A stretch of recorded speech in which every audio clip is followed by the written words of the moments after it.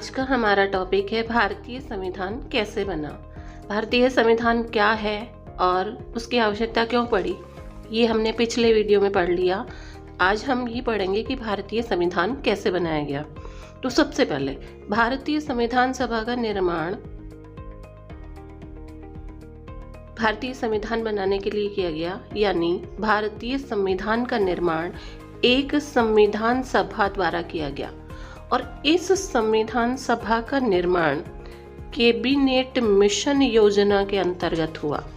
तो सबसे पहले हमारे सामने प्रश्न ये आता है कि कैबिनेट मिशन योजना क्या है। तो कैबिनेट मिशन ब्रिटिश प्रधानमंत्री, जिस समय ये संविधान सभा बनी, संविधान सभा बनाने का विचार आया, उस समय ब्रिटेन के प्रधानमंत्री थे क्लीमेंट एटली। इन्होंने 24 मार्च 1946 को भारत में शांतिपूर्ण तरीके से सत्ता का हस्तांतरण करने के उपाय खोजने और संविधान तैयार करने की कार्यप्रणाली क्या हो, इसको तय करने के लिए अपने मंत्रिमंडल के 3 सदस्यों का एक दल बनाया और उसको भारत भेजा। उसे ही कैबिनेट मिशन कहा गया।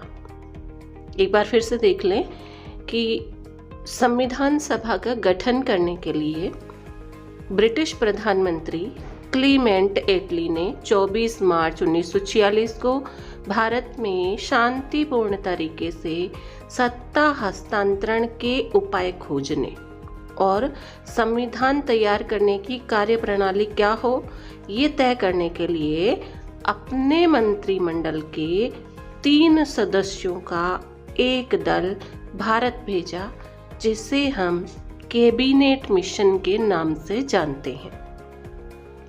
इसके जो सदस्य थे वो थे लॉर्ड पैट्रिक लॉरेंस, दूसरे सदस्य सर स्टैनफोर्ड क्रिप्स और तीसरे सदस्य एबी अलेक्जेंडर। तो इन लोगों ने संविधान सभा के चुनाव के लिए जो पैटर्न दिया, वो पैटर्न इस प्रकार था कि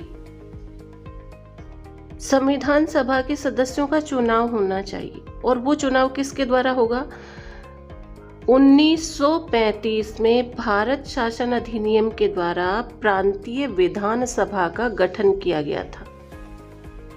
जब 1935 में भारत शासन अधिनियम बना तो उसमें प्रांतीय विधान सभाओं का गठन किया गया था।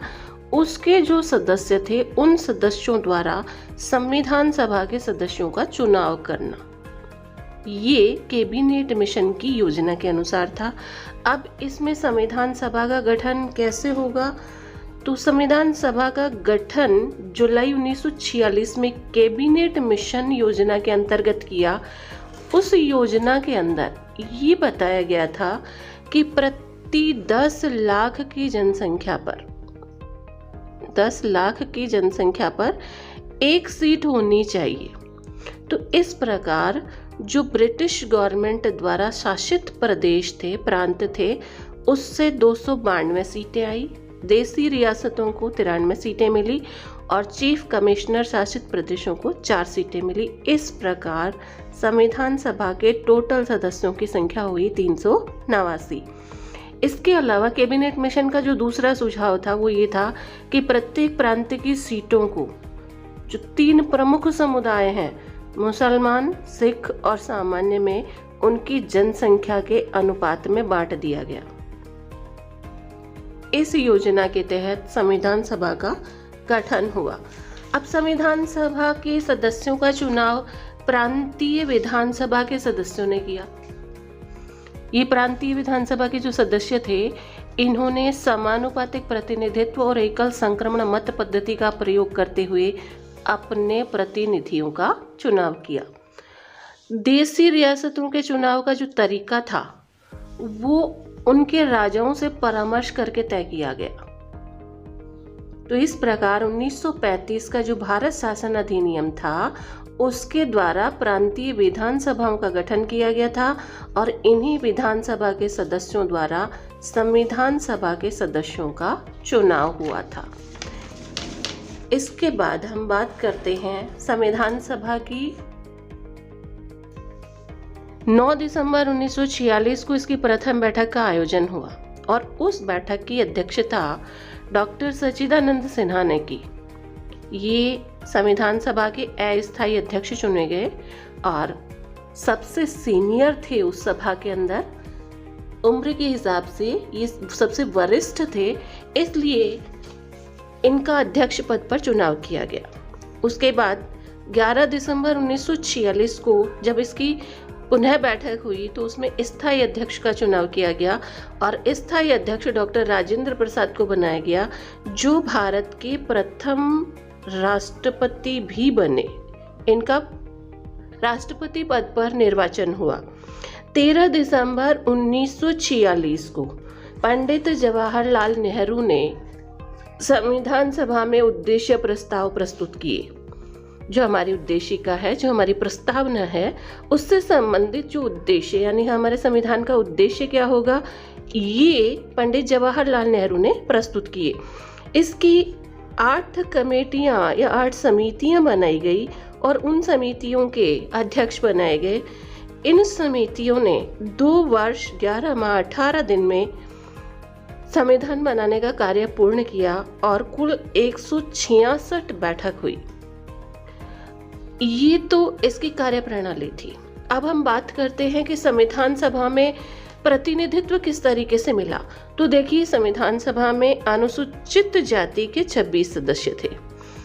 कांग्रेस की यदि बात करें तो 82% सीटें कांग्रेस को मिली थी, लेकिन एक जो ध्यान रखने वाली बात है वो ये है कि उस समय कांग्रेस जो थी वो विविधता वाली पार्टी थी, उसमें सभी विचारधाराओं के लोग शामिल थे। ये बात है आज़ादी से पहले की, लेकिन आज़ादी के बाद मुस्लिम लीग ने इस संविधान सभा में शामिल होने से इनकार कर दिया। तो विभाजन के बाद इसकी सदस्य संख्या रह गई 299। लेकिन जब 26 नवंबर 1949 को ये संविधान बनकर के तैयार हुआ तो उस समय 284 सदस्य उपस्थित थे और इतने ही सदस्यों के हस्ताक्षर हुए हैं हमारे संविधान पर। अर्थात हमारे संविधान पर हस्ताक्षर करने वाले सदस्यों की संख्या है 284। 26 नवंबर 1949 को हमारा संविधान अंगीकृत किया गया, इसलिए प्रतिवर्ष 26 नवंबर को हम संविधान दिवस मनाते हैं। 24 जनवरी को संविधान सभा जो है वो संसद में रूपांतरित हो गई, उसने संसद का रूप ले लिया और 24 जनवरी 1950 को और 26 जनवरी 1950 को हमारा संविधान लागू किया गया। इसलिए हम उसे गणतंत्र दिवस के रूप में प्रतिवर्ष मनाते हैं 26 जनवरी को। तो मोस्ट इम्पोर्टेंट जो हमारे सामने प्रश्न आते हैं वो इस प्रकार आते हैं कि भारतीय संविधान सभा का निर्माण किसके द्वारा किया गया। हमारे सामने जो मोस्ट इम्पोर्टेंट प्रश्न आते हैं उसमें पहला प्रश्न है कि भारतीय संविधान का निर्माण किसके द्वारा किया गया। तो आंसर होगा भारतीय संविधान का निर्माण संविधान सभा द्वारा किया गया। दूसरा प्रश्न, संविधान सभा के सदस्यों का चुनाव किसके द्वारा किया गया। तो संविधान सभा के सदस्यों का चुनाव 1935 में स्थापित प्रांतीय विधानसभा के सदस्यों द्वारा अप्रत्यक्ष विधि से किया गया। अगला प्रश्न जो हमारा आता है कि संविधान सभा का गठन किस योजना के अनुसार किया गया। तो ये हम पढ़ चुके हैं कि संविधान सभा का गठन ब्रिटिश मंत्रिमंडल द्वारा भेजे गए कैबिनेट मिशन योजना के अनुसार किया गया। अगला प्रश्न हमारा आता है कि संविधान सभा में सदस्यों का अनुपात किस प्रकार निर्धारित किया गया था। तो ब्रिटिश सरकार की प्रत्यक्ष शासन वाले प्रांतों के लिए 292 और देसी रियासतों को 93 सीटें आवंटित की गई थी। क्वेश्चन नंबर 5, प्रत्येक प्रांत की सीटों का बंटवारा किस प्रकार किया गया। तो प्रत्येक प्रांत की सीटों को 3 प्रमुख समुदायों में मुसलमान, सिख और सामान्य में उनकी जनसंख्या के अनुपात में किया गया। प्रति 10 लाख की जनसंख्या पर एक प्रतिनिधि का चुनाव, यानी एक सीट। तो इस तरीके से हमारी संविधान सभा का गठन हुआ और हमारी संविधान सभा ने हमारे संविधान को तैयार किया।